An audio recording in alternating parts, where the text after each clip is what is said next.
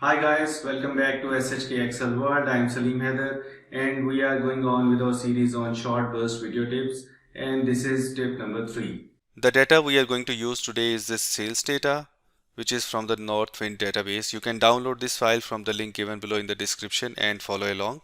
Just click anywhere in this table, go to insert and insert a pivot table on it.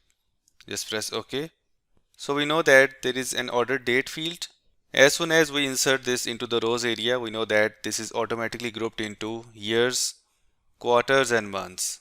So temporarily, if you are working with such data where you require the date level information, you can just right click on it and click ungroup. This is very simple. But if you just want to do away with this feature of auto grouping, in all of the pivot tables in which you are working, you can disable this option from the Excel options.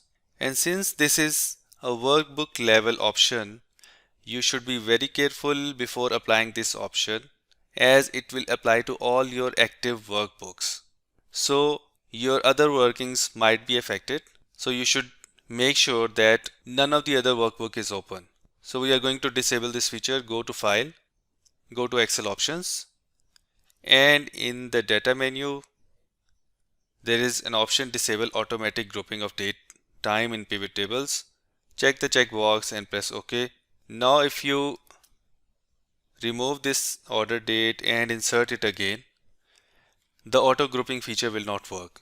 Now again, if you want to make the grouping, you can use the old manual feature of grouping of dates by right clicking on the field, going to group, and just select whatever grouping option you want for your data and press OK.